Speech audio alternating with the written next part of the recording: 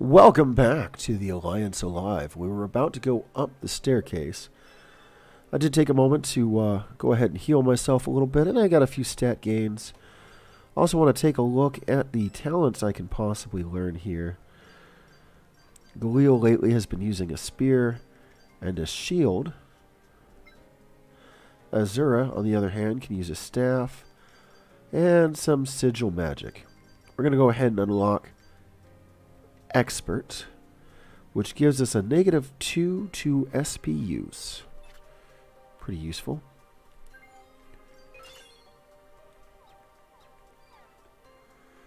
And with that, we're going up the staircase. Hopefully we don't slip and fall because there's no guardrails on the Staircase of Light. We find ourselves up here. We'll push through the door. And then up ahead I see something flashing and shining. We will grab that. Another order gem. That puts us at 3. Also, that's not really a good sign that what's behind this door is favorable. Yeah, Galil, I feel a little nervous as well. Hey, look, it's another room with a bunch of statues. So, the characters note that there's nothing here. And here's this big area that's just empty. They note that the wall feels hollow. And there's an indentation in this pedestal. So we found that mirror earlier. We'll go ahead and insert that, see what happens. And we're told something's going on.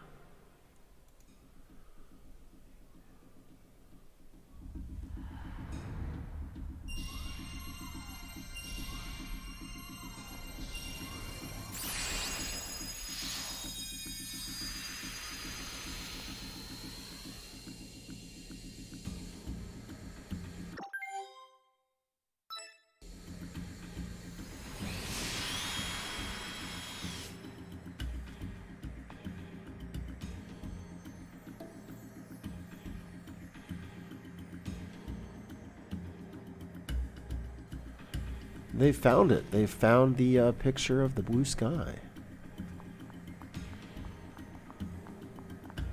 Some sort of castle in the background. Some sort of airship in the sky. That must be the ship that can cross the dark current. So those buildings in the background are the town these guys are from, but it feels different, obviously. Camera pans back, and oh, that's not a good sign. Somebody understands the importance of this picture, even though he doesn't care for it, because it was created by humans, which means he must be a demon. Grossa Radan, here to secure these dungeons. Hi, Grossa. So apparently we shouldn't have even bothered breaking and entering, but worse than that is we viewed this picture. And Grossa is going to be the judge to give us a sentence of hopefully not death.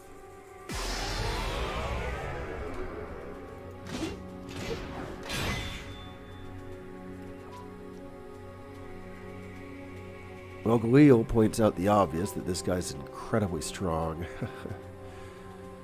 Alright, well, let's do our best here.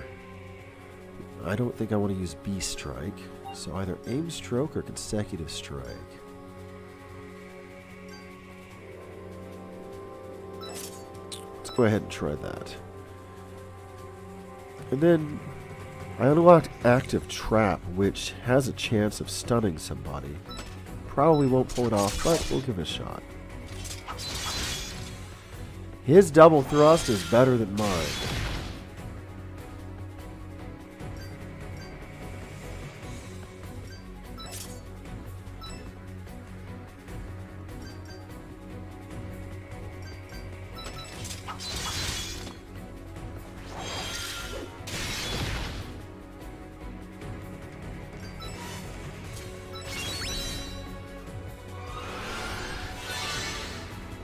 Hey, we leveled up our sigil healing just a tiny eensy little bit. Gross is giving us a little bit of respect. Uh-oh. Well, this isn't a good sign. We can't retreat.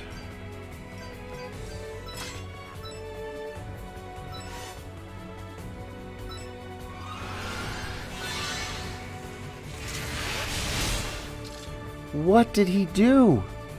His attack did like 900 damage.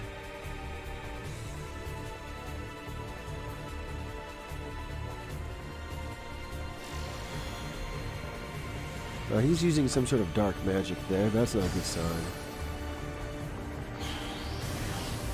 She'll protect us. Wait. No. That didn't work. And apparently, signomancy is nothing, according to demon sorcery.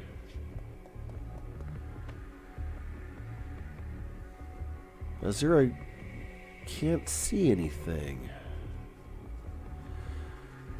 Gross has taken her eyesight. How is that a mercy? No, you should have just killed us. Oh, you gotta get it now.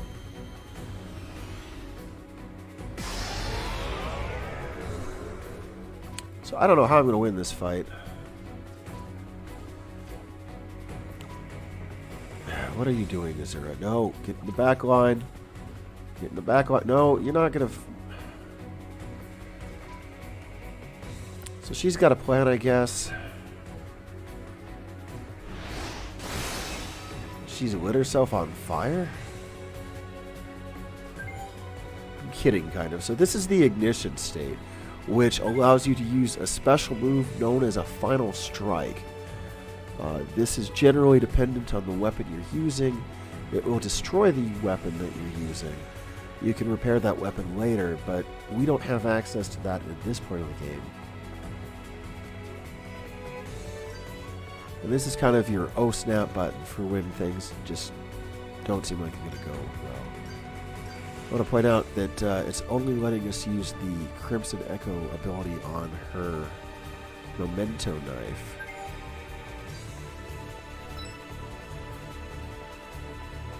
Looks like this ability has a triangular area of effect. She's calling upon her mother for Crimson Echo, which did 498 points of damage.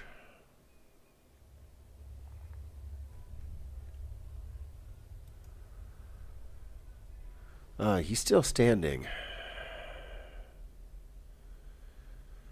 It looks like we dropped the blade. And you can see that it's obviously damaged on top of that.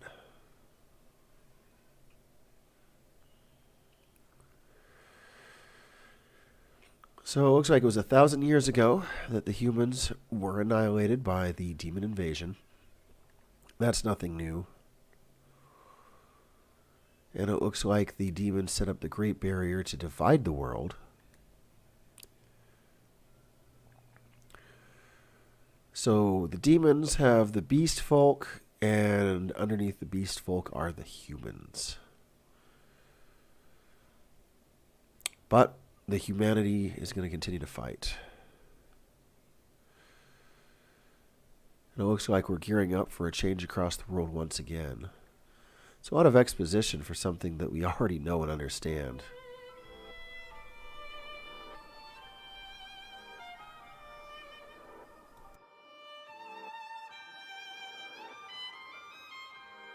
Looks like we're going to get a chance to see a new start sequence here. I'll go ahead and sit back and let us enjoy it.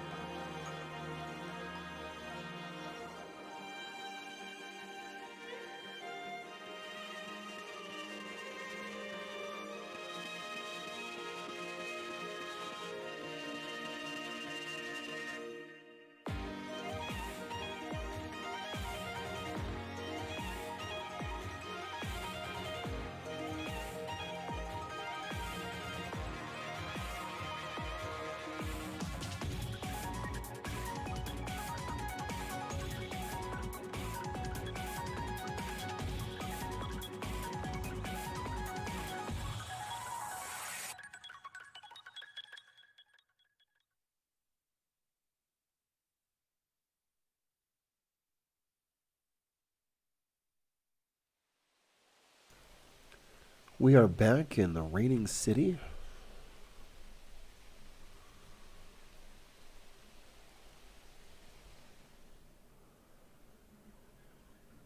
And here we see a sad Galil and Barbarossa sharing a meal together. Barbarossa wants to know if Galil's feeling okay, but it's clear that he's not. He feels that he's failed Azura, and her eyesight's not coming back. Barbarossa points out that human signimancy is not going to affect it.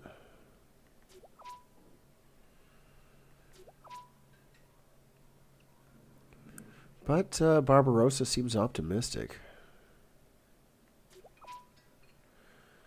He who walks the path never wavers in his step. Pointlessly beating yourself up is just the same as doing nothing. He's got a good point. Hey, Barbarossa has a new job for us. That's interesting. And despite the fact she's blind, we're going to go grab her for a new job opportunity.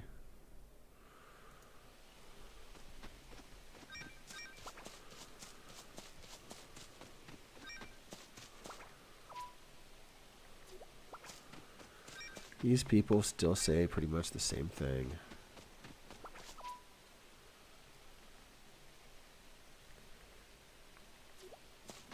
So we're going to go up on this hilltop and go see Azura.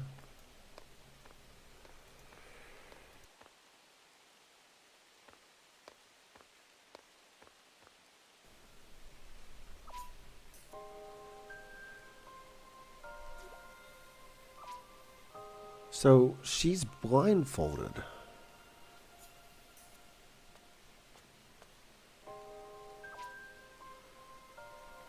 Despite that, she seems as optimistic as ever. And apparently signimancy allows her to sense her surroundings.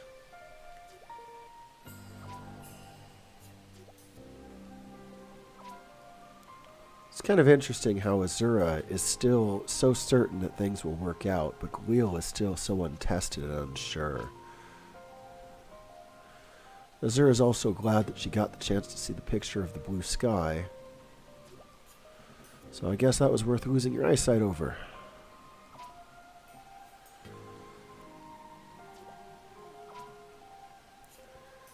Galil mentions that her father's looking for her, as opposed to pointing out that there's a new job opportunity.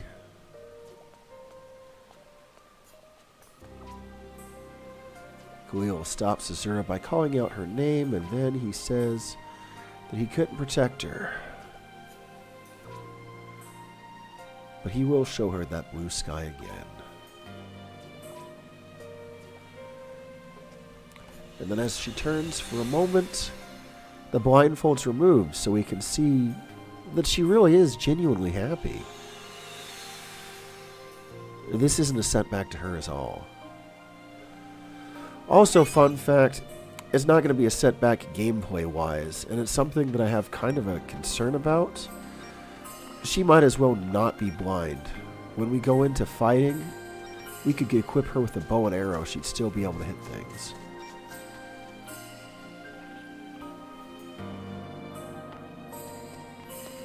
Where'd everyone go?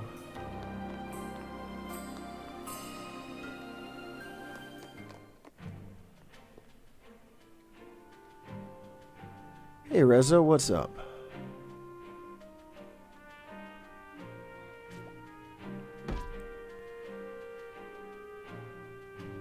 So he's got the mirror that we found, and apparently there's ancient characters inscribed on it. Also, the item itself has some sort of function, but Renzo doesn't know what. I have a feeling we're going to investigate more.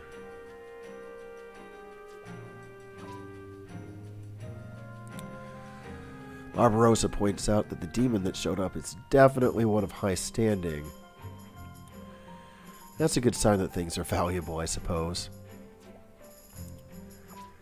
They don't send the hotshots to watch after the trash.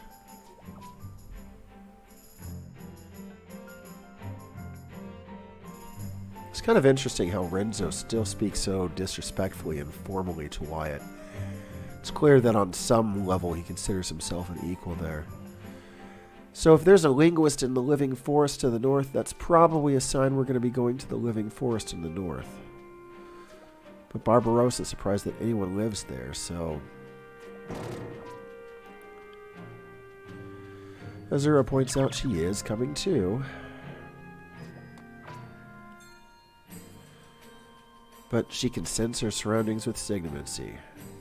So well can she sense things, she can tell you what face expression you're wearing.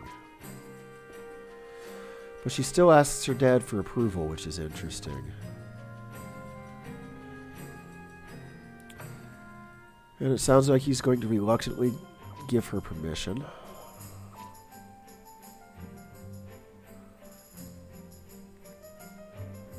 But he wants both of us to be careful. I think we can do that. And Renzo's once again teasing the two about being a couple. But hey, Barbarossa is going to come with us, and Renzo's going to come with us. This will be exciting. And we got the Living Forest map. Fun fact, though, we're not going to go to the Living Forest. Not today. We have unfinished business. Oh yeah, Azura. So use Crimson Echo against the demon.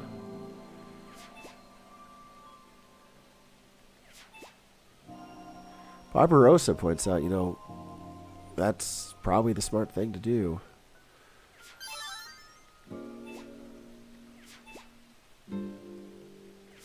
Galil's going to continue to beat himself up. Points out that he won't get stronger if he's dead. Hey, now everyone can use Final Strikes. When we use Final Strikes, they're not going to be as strong as that Crimson Blades one, just because of the weapons we're using. So let's go ahead and take a look at equipment. I've got this guy set up here to use shield and spear. She's got her surveyor staff. That'll be enough.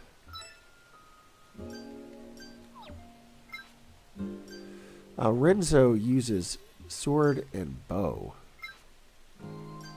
And Barbarossa uses axe and shield.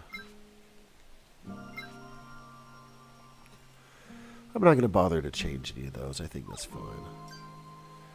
Take a look at some talents really quick.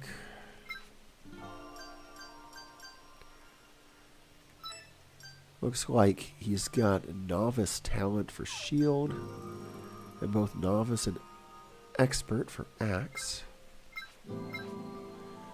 Renzo, on the other hand,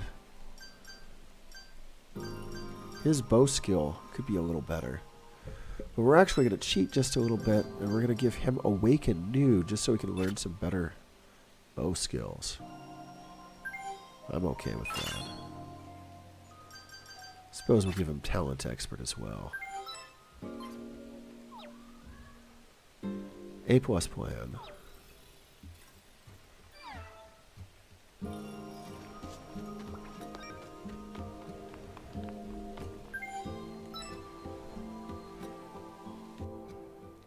And now that we're back on the map, he's going to point out that the Living Forest is north of here.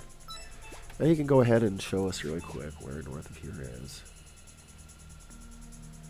Gotta go through the mountains up north. That's exciting. So right now we've got an assault position which puts everyone in assault, but we're going to go ahead and switch that up. Put us instead in the Great Wall position. This will allow Galil to continue to guard everyone.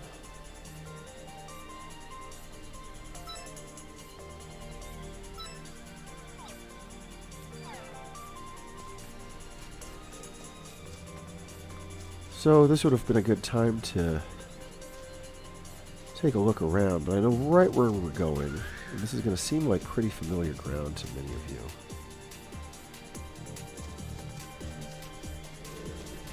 Sneak by that thing there, haha! Can't catch me. Oh, We don't want to get caught by that thing. That's right, you better walk away. We're probably going to have to fight him. Run! Oh! Yeah, that is the way to the ancient museum.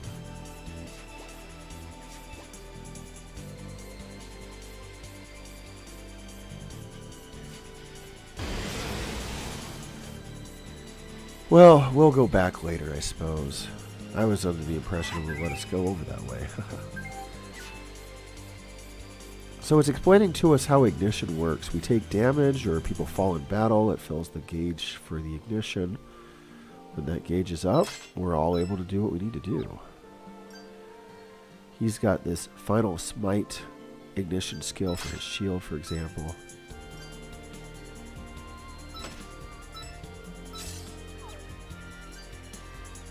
He's got some pretty cool sword skills already, but we're going to stick with him being a bow user. Bamboo splitter. Go, go, go. Hey, the library guild's hooking us up. All for that little trash monster.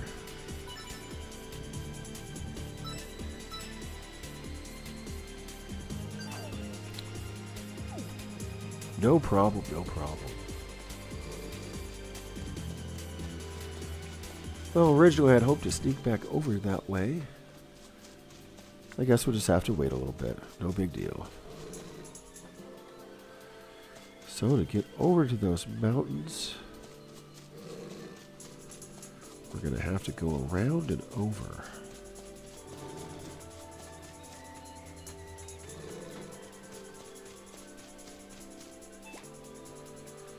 Hey, Renzo points out that we are on the right track. We're heading towards the mountains up north. And we want to stay away from the water. That may be true for now, but we're getting to a point where we'll be able to fight those things.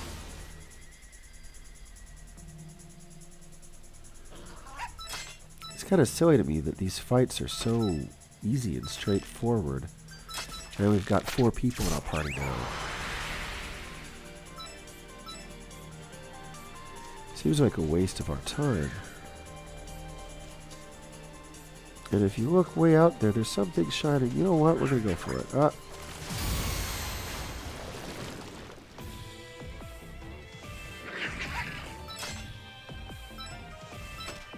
So there's 2 of these hippocampuses and a third thing that's an afang. All of these target one enemy.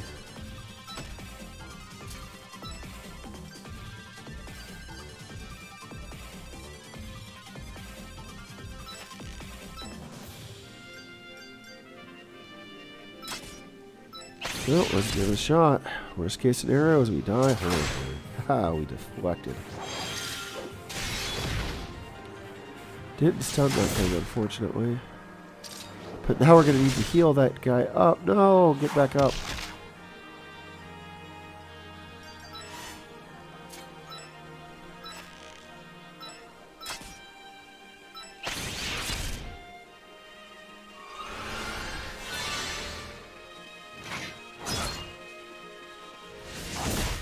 Well, Renzo's fallen. That's not a good sign.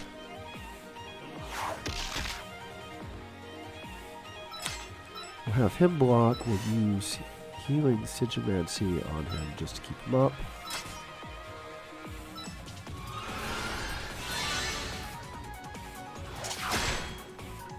Good blocking.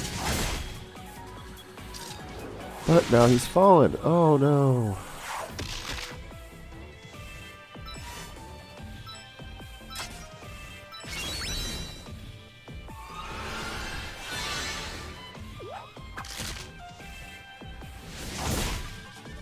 Ouch, 149 damage.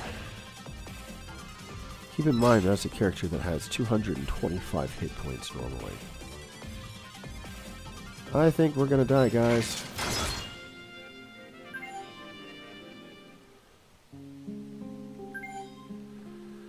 So do we want to retry or do we want to flee?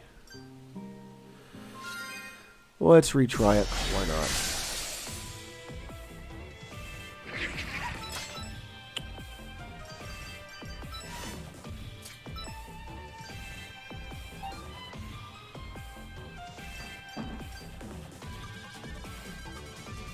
Tracer shot may be the better move to open with here. You don't want to use full swing because it claims that the accuracy is not that great. And Heel Crusher wasn't actually affecting the agility the way we'd hoped, so let's go with Bamboo Splitter.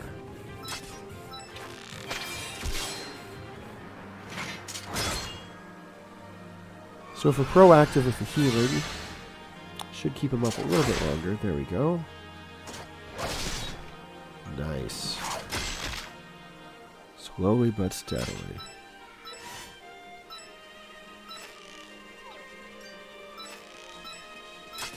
Go, go, go. Putting out some actual numbers this time. There's a chance we might not die.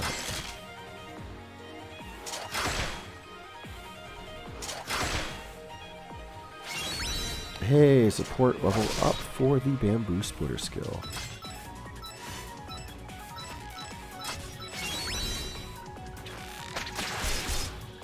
Why is it not dying? Oh.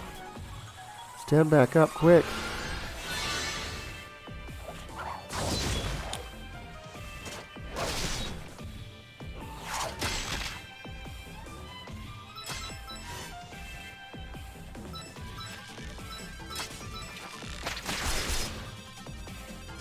If we can just get one of these to fall here, we'll be fine. Oh, what did we unlock? Elude.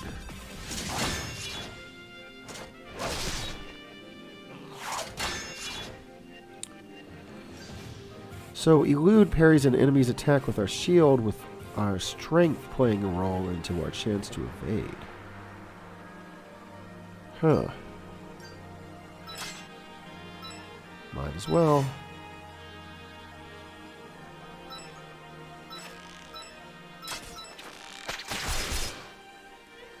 Still surprised that this thing is not dead yet.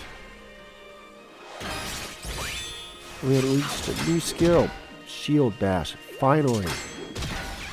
So the great thing about Shield Bash is it reflects damage back at whatever we're attacking.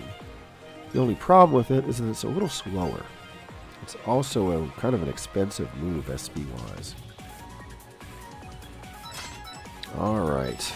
So with that, we're finally at a point where there's just one guy left.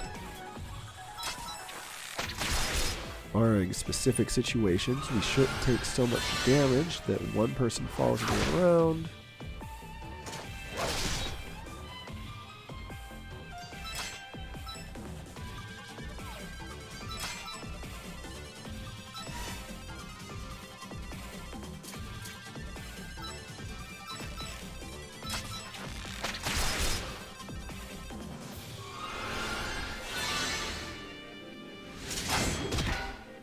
There we are, that's what we want to see. And it looks like we're about to unlock Throwing Axe.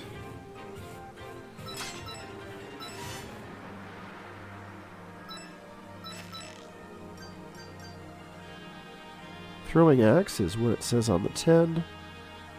Higher than average accuracy skill for the axe.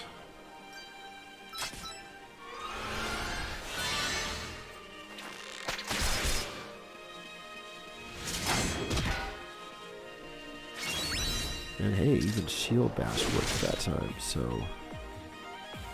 He actually got that agility up to proc. That's pretty unheard of. And I think with that, now would be a good time to start going a little more all out.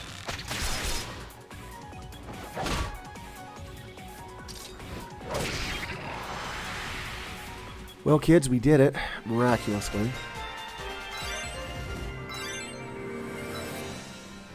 Despite that, only Galil and Azura see their hit points and special points go up.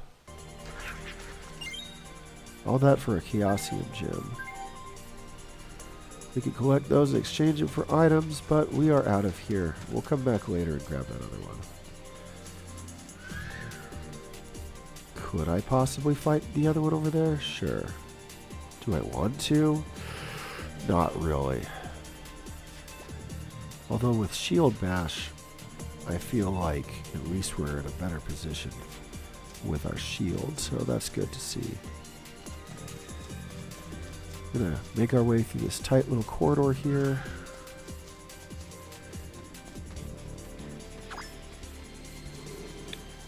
You see that? Something over there wants to get us.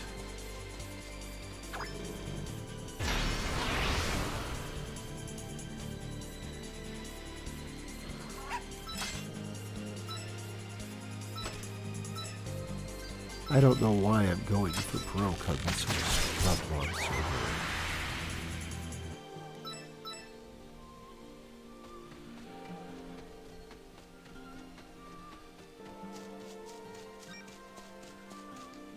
And this is going to take us into the living forest.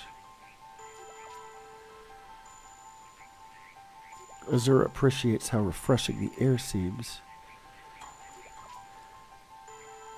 Renzo thinks the scholar lives out here because, that's what scholars do. They're crazy.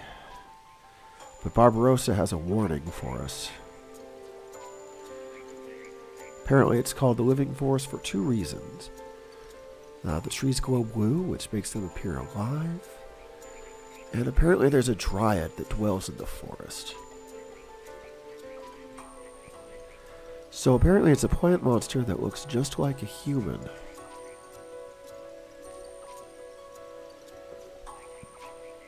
Strangely, even Renzo hasn't heard of this. Now, there's a few guild members that have said some sort of rumor, but nothing concrete. The major thing is that anyone who's seen it is apparently dead, but how would they know that? Who found their bodies? So it makes you wonder what's going on there. Anyways, there's some sort of crazy monster in here we got to be careful of.